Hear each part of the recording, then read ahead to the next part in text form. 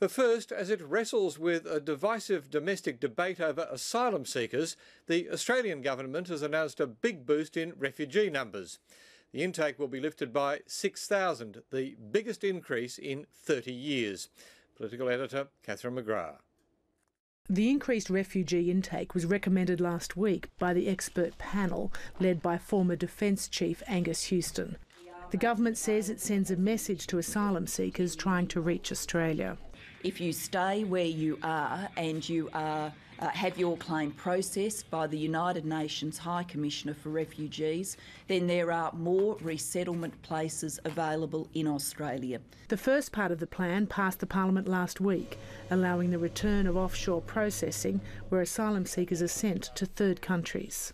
If you get on a boat, you are risking your life, you are paying a people smuggler your hard-earned money, and you are at risk of being transferred to Nauru or PNG.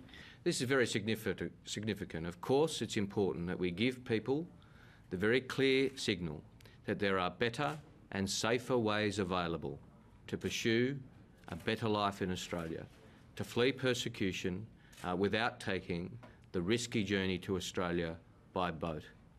The refugee intake lifts to 20,000 a year, making Australia the second largest source of resettlement places for the UNHCR after the United States. Key groups identified for resettlement are Afghans, Iraqi minorities, Sri Lankan and Burmese refugees. 400 extra places are being set aside for those who've applied in Indonesia. $10 million will be allocated to UNHCR for spending in Indonesia and Malaysia to assist registration and protection of asylum seekers. Facilities are being prepared on Nauru and Manus Island. The government says Nauru will hold 500 asylum seekers by the end of next month. The asylum seeker debate has dominated Australian politics for many years, and the government predicts that this policy will cut the number travelling to Australia by boat, and it hopes to end political pressure on this issue at home.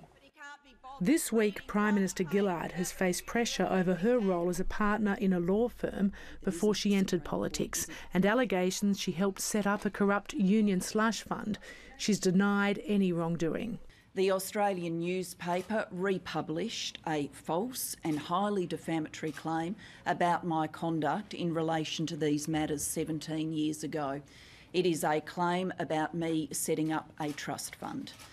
People may have already seen that the claim has been retracted and apologised for, and that retraction and apology appears on the Australian website.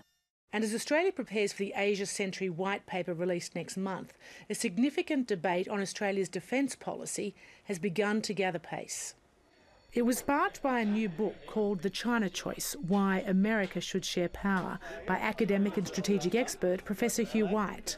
Well, I hope the debate I've started is one about how Australia should think about best positioning itself in the Asian century, and in particular how we should try and shape America's choices and also China's choices about the way they relate to one another.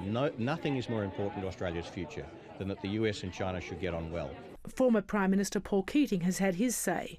The debate around China has carried with it the assumption that Australia has no choice but to support American primacy in Asia against the threat of Chinese hegemony. This assumption, Hugh White says, now needs to be challenged. And I agree with him, it does.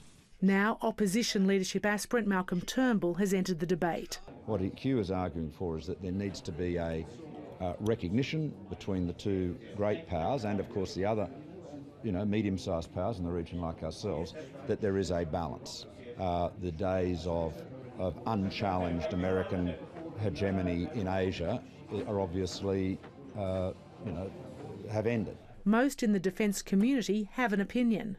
I don't think China is going to be as strong as Hugh White is predicting. It is a fragile superpower, a very constrained superpower. It has enormous political weaknesses, as we've seen. My take is that as Australians, we should first of all recognise we have to invest in China, in working in China, and we have to invest in working in the United States. The work is being translated into Mandarin and will be on sale in the United States. Experts here say it will influence thinking in defence for years to come.